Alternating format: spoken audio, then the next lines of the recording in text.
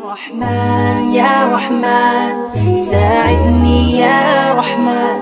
اشرح صدري قرآن املأ قلبي قرآن واسق ایک ایسی شخصی حياتي کو دعوت خطاب دے رہا ہوں. جماعت کے اندر ایسے لوگ بہت اب کم رہ گئے ہیں یا اب داخل ہونے والے ہیں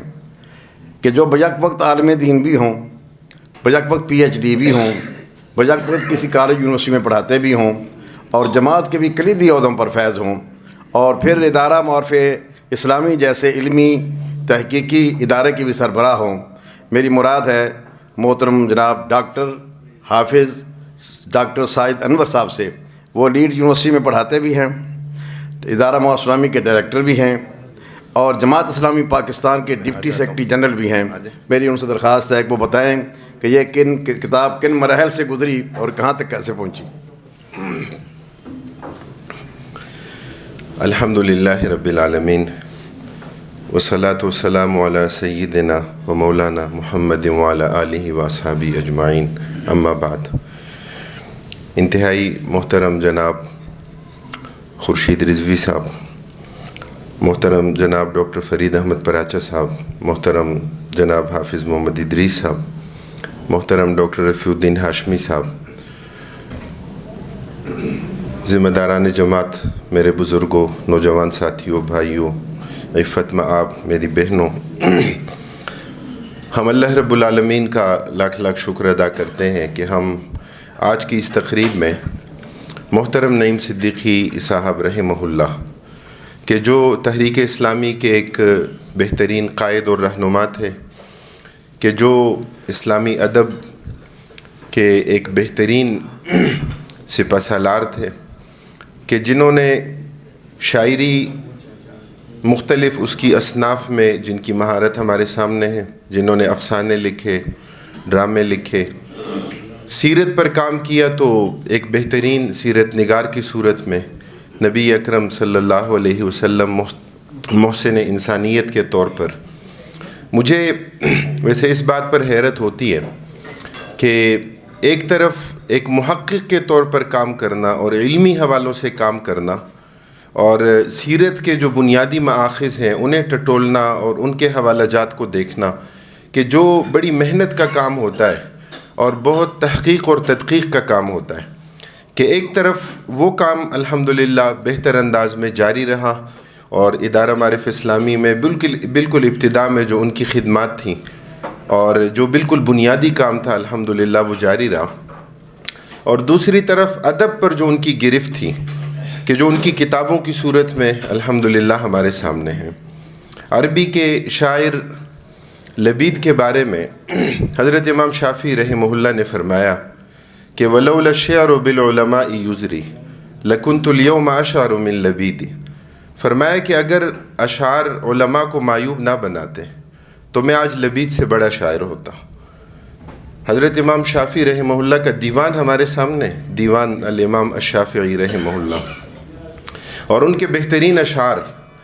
اپنے استاد حضرت وکیع کے بارے میں فرماتے ہیں کہ شکوت الی وکیع سوء حفظی فاوصانی الی ترک المعاصی فان العلم نور من الہی ونور اللہ لا یعطی لعاصی. جو ان کی گرفت تھی اور جو عربی شاعری میں ان کا کمال تھا، اور مجھے عرب شعراء کو جو پڑھنے کا موقع ملا، حافظ ابن قیم الجوزیہ رحمہ اللہ کہ قصیدہ نونیہ کتاب لکھی، عقیدے کے مبحث میں لکھی، اور 350 صفحات کی ایسی کتاب تیار کی کہ ہر شعر کا اختتام نون پر ہوتا ہے، کہ جس کی مثال اور نظیر پیش نہیں کی جا سکتی. حکم المحبت ثابت الارکان ما للصدود بفسخ ذاک یدان انا وقاض الحسن نفذ حکمها فلأجل ذا اقر بذلك الخصمان واتت شہود الوصل تشہد انه حق جرى في مجلس الاحسان. ہر شعر کا اختتام نون پر. قصیدہ نونیہ الکافیۃ الشافیہ اس کا اپنا اصل نام ہے. پھر ایک دوسری بڑی حقیقت کہ جو محترم نعیم صدیقی صاحب رحمہ اللہ کے ہاں ہمیں نظر آتی ہے،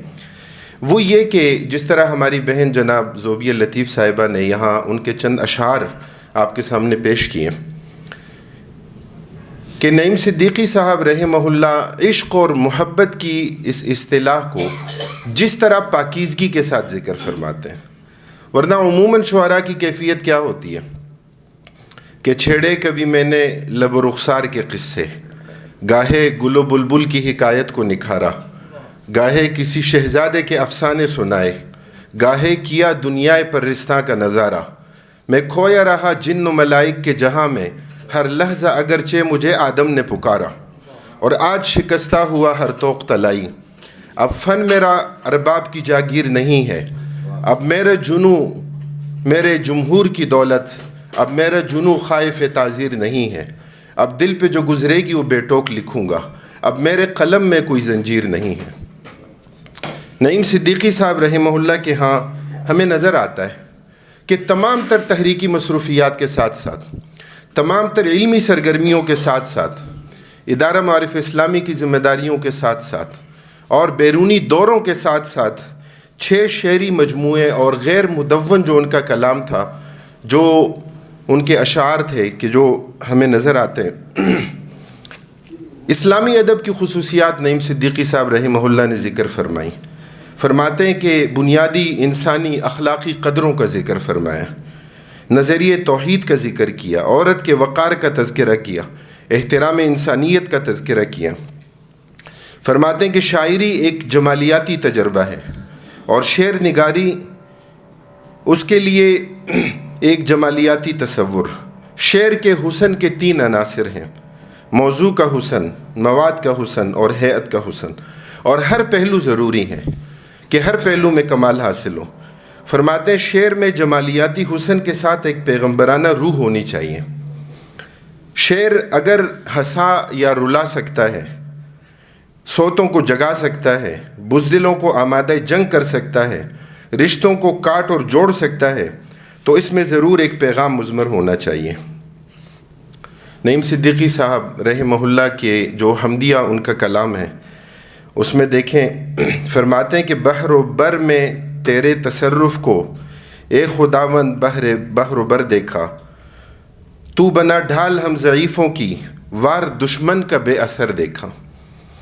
اور نعتیہ کلام میں دیکھیں فرماتے ہیں میرے اعمال نامے سے بس ایک نیکی یہی نکلی،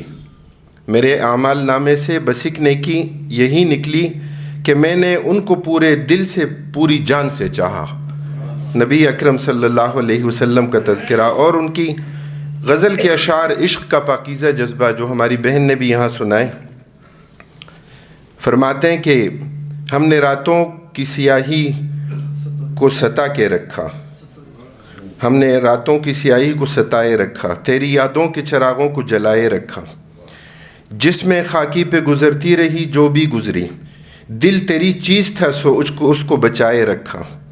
اپنی ہستی میں ہے گر کچھ تو اسی باعث ہے، اپنی ہستی کو تیری راہ میں لٹائے رکھا۔ اللہ رب العالمین محترم نعیم صدیقی صاحب کی حسنات کو قبول فرمائے، اللہ رب العالمین بڑھا چڑھا کر انہیں اس کا اجر عطا فرمائے، اور اللہ رب العالمین ہمارے ان اکابرین اور ان قائدین کا جو خواب تھا، جو محنت تھی، اللہ رب العالمین ہمیں اسے آگے بڑھانے اور اس کے مطابق اپنی زندگی کو بنانے اور سنوارنے کی توفیق نصیب فرمائے۔ اس کتاب کی تیاری میں ہمیشہ کی طرح ہمارے برادرم محترم جناب محمد انور گوندل صاحب، محترم جناب پروفیسر ظفر حجازی صاحب کی مسلسل کوشش رہی۔ اللہ رب العالمین جزائے خیر نصیب فرمائے۔ وآخر دعوانا ان الحمد للہ رب العالمین۔